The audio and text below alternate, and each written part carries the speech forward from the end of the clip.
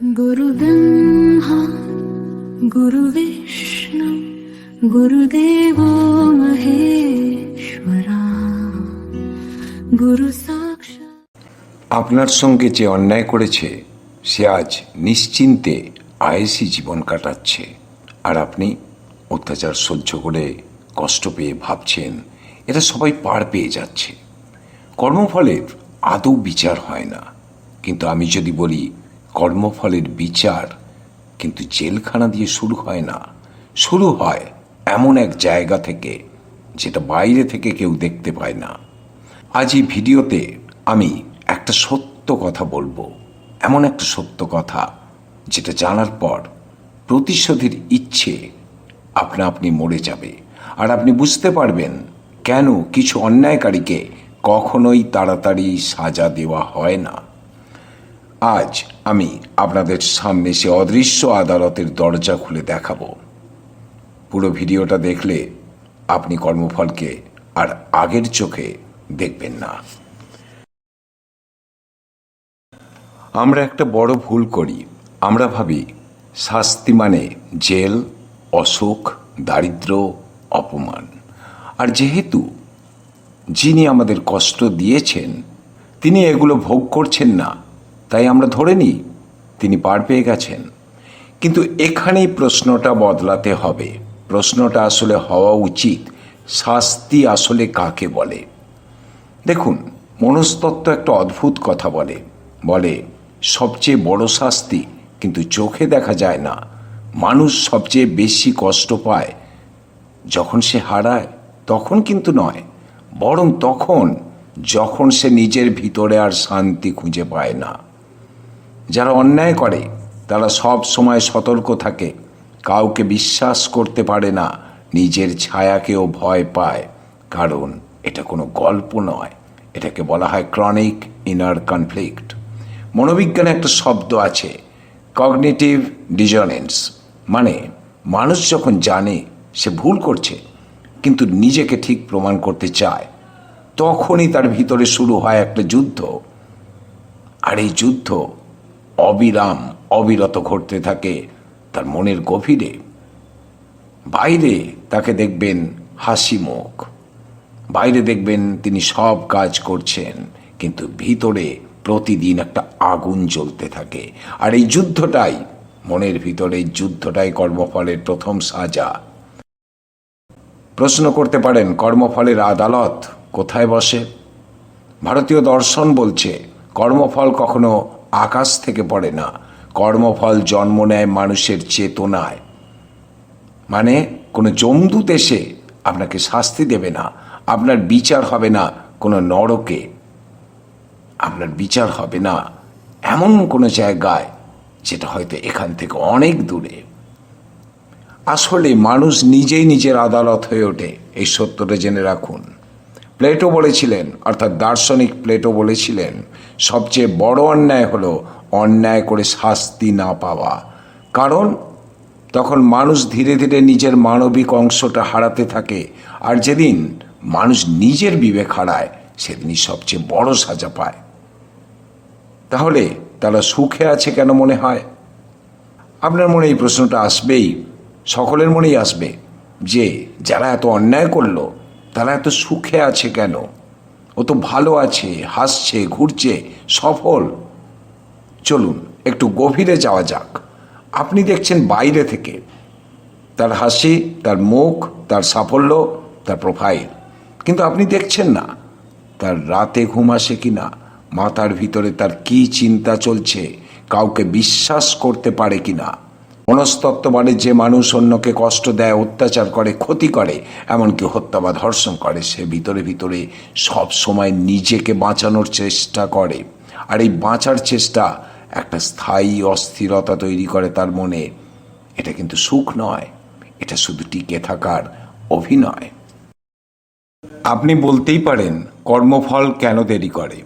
কর্মফল দেরি করে কেননা মানুষ যেন নিজের কর্মটা পুরো শেষ করে, যাতে ফলটা নিখুঁত হয়, আঘাতটা যেন ঠিক জায়গায় লাগে। তাড়াতাড়ি সাজা দিলে মানুষ নিজেকে শিকার ভাবতে পারে, কিন্তু দেরিতে দিলে সে বুঝতে পারে না তার জীবন কিভাবে ধীরে ধীরে ধ্বংস হয়ে যাচ্ছে। এটাই কর্মফলের নিখুঁত প্রয়োগ। আর আপনি কেন প্রতিশোধ নিতে ইচ্ছে করেন জানেন? কেননা আপনি কষ্ট পেয়েছেন, আর কষ্ট পেলেই মস্তিষ্ক ন্যায় চায়। কিন্তু প্রতিশোধ নিলে আপনার কি হয় জানেন? আপনিও সেই মানুষটার সঙ্গে একই আদালতে দাঁড়িয়ে যান। আপনিও তখন আরেকটা কর্মফল তৈরি করেন। এই কারণেই প্রায় সব দর্শন বলে ছাড়তে শেখো, ভুলে যেতে নয়, ছাড়তে। আর ছাড়া মানে হিসেবটা নিজের হাতে না রাখা। যারা আপনাকে কষ্ট দিয়েছে তারা হয়তো আজ নিশ্চিন্ত, কিন্তু নিশ্চিন্ত ঘুম তাদের রাতে আসছে না। নিশ্চিন্ত ঘুম আর শান্ত ঘুম কিন্তু এক জিনিস নয়। শান্ত ঘুম আসে, অর্থাৎ শান্তির ঘুম আসে পরিষ্কার চেতনা থেকে। আর কর্মফলের আদালতে চেতনা ছাড়া আর কোনো প্রমাণ লাগে না। একজন কর্পোরেট অফিসার, কেরিয়ার, টাকা, পরিবার সব আছে, কিন্তু রাতে ঘুমোতে গেলে বুক ধড়ফড়, অকারণ ভয়, ঘাম। ডাক্তাররা বললেন হার্ট ঠিক, সব রিপোর্ট নর্মাল। আর থেরাপিতে বেরোলো আসল কথা। বহু বছর আগে নিজের স্বার্থে, নিজের পদোন্নতির জন্য একজন সহকর্মীর কেরিয়ার ধ্বংস করেছিলেন। আর সেই মানুষটা চাকরি হারিয়েছিল। আজও তার মুখ অন্ধকারে ভেসে ওঠে তার সামনে। সে ব্যক্তি বলেছিলেন, আমি জানি কেউ আমাকে শাস্তি দিচ্ছে না, কিন্তু আমি নিজেই আমার ভিতরের জেলে বন্দী। এটাই কর্মফলের প্রথম স্তর। আরেকটি, একজন মহিলা বিয়ের কয়েক মাস পরই সংসার ভেঙে চলে গিয়েছিলেন অন্যজনের ঘরে। ভেবেছিলেন সব ঠিকই আছে। 20 বছর পর নিজের ছেলের জীবনেও একই গল্প, বিশ্বাসঘাতকতা, ভাঙন। তিনি বলেছিলেন, আমার জীবনই যেন ওর সামনে রিপ্লে হয়ে গেল। কর্মফল সব সময় সরাসরি আসে না, কখনো প্রতিধ্বনি হয়ে ফিরে আসে। আরেকজন মানুষ অনেককে ঠকিয়ে বড় হয়েছেন। শেষ বয়সে এসে বলেছিলেন, আমার চারপাশে মানুষ আছে, কিন্তু কেউ আমার নয়, কেউ বিশ্বাস করে না, কেউ মন খুলে কথা বলে না। তিনি বলেছিলেন, আমি কারো ক্ষতি করতে চাইনি, শুধু নিজেরটাই ভেবেছিলাম। এই শুধু নিজেরটা ভাবা, এটাই সবচেয়ে নিঃসঙ্গ শাস্তি। গীতা বলে, অধর্ম আচরণ করলে মানুষ নিজেই নিজের শত্রু হয়ে ওঠে। শ্রীকৃষ্ণ বলেছেন, কর্মফল শুধু বাহ্যিক ঘটনা নয়, এটা চেতনার স্তরে ঘটে। যার চেতনা অশুদ্ধ, তার চারপাশের জগৎ আপনা থেকে অশান্ত হয়ে যায়। উপনিষদ বলে, যেমন ভাব তেমন ভব। অর্থাৎ আপনি যা করেছেন তা একদিন পরিস্থিতি হয়ে আপনার সামনেই দাঁড়াবে। কারণ ব্রহ্মাণ্ড মেমোরি ডিলিট করে না। আর গৌতম বুদ্ধ বলেছিলেন, ঘৃণা দিয়ে ঘৃণা শেষ হয় না, ঘৃণা শেষ হয় কেবল ঘৃণা না রাখলে। বুদ্ধের মতে, যে মানুষ অন্যায় করে সে আগে থেকেই দুঃখে আছে, নইলে সে অন্যকে কষ্ট দিত না। যারা আপনাকে কষ্ট দিয়েছে তারা হয়তো আজও বাইরে থেকে ঠিকই আছে, কিন্তু কর্মফলের আদালতে সবচেয়ে বড় শাস্তি হলো নিজের ভিতরের শান্তি হারানো। আপনি প্রতিশোধ নেবেন না, কারণ আপনার লড়াই তাদের সঙ্গে নয়। আপনার লড়াই আপনার চেতনার জন্য। আপনি যদি পরিষ্কার থাকেন, আদালত আপনার পক্ষে রায় দেবে। সময় নেবে, কিন্তু ভুল করবে না। এই জীবনে যারা অন্যকে কাঁদিয়েছে, অন্যের কষ্টের কারণ হয়েছে, অন্যকে বিপদে ফেলেছে, তাদের একটা বিরাট অংশ কিন্তু এই জীবনে সাজা পেয়ে যায়। কিন্তু যেভাবে সাজা পায় সেটা আগেও বলেছি, এখনো বলছি, বাহ্যিকভাবে হয়তো সবটা দেখতে পাবেন না, কিন্তু তারা পাবেই। অনেকে দেখবেন প্রেমে প্রতারণা করে, অন্যায়ভাবে প্রেমিক বা প্রেমিকাকে ত্যাগ করে চলে যায়। কোনো কারণ নেই হয়তো, কিন্তু কারণ খুঁজে বের করেও প্রতারণা করে। এদের বিবাহিত জীবন খুব ভয়ঙ্কর হয়। এমন স্বামী বা এমন স্ত্রী তারা লাভ করে যে বাকি জীবনটা কষ্টভোগ করেই কাটাতে হয়, মানসিক কষ্ট।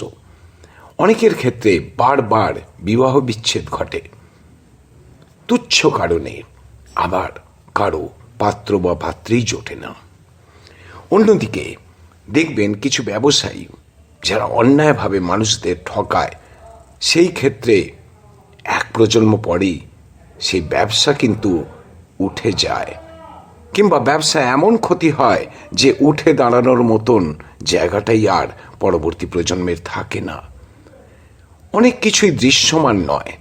আপনি হয়তো ভাবছেন তারা সাজা পাচ্ছে না, কিন্তু একদিকে মানসিকভাবে তো তারা সাজা পাচ্ছেই, অন্যদিকে কিছু কিছু ক্ষেত্রে বাহ্যিকভাবে সাজাও তারা পাচ্ছে। এদের ক্ষেত্রে অনেক ক্ষেত্রেই কিন্তু আমি দেখেছি একটা বংশকে পুরো শেষ হয়ে যেতে দেখেছি, যারা অন্যায়ভাবে মানুষের কষ্টের কারণ হয়েছে, মানুষদের সঙ্গে প্রতারণা করেছে। তাদের মধ্যে বড় অংশ দেখেছি গহনা বন্ধকি কারবারে, যারা মানুষকে ঋণ দিয়ে গহনার বিনিময়ে সেই গহনার সোনা তারা আত্মস্থ করেছে। দেখেছি পুরো পরিবার শেষ হয়ে গেছে। ঘটে, কিন্তু ওই যে একটা কথা আগেও বলেছি, এখনো বলছি, আপনি ভাববেন না আপনি যদি তাদের অভিশাপ দেন তাহলে কিন্তু আপনিও সে একই জায়গায় দাঁড়িয়ে গেলেন। মহাকালের আদালতে বিচার হবেই।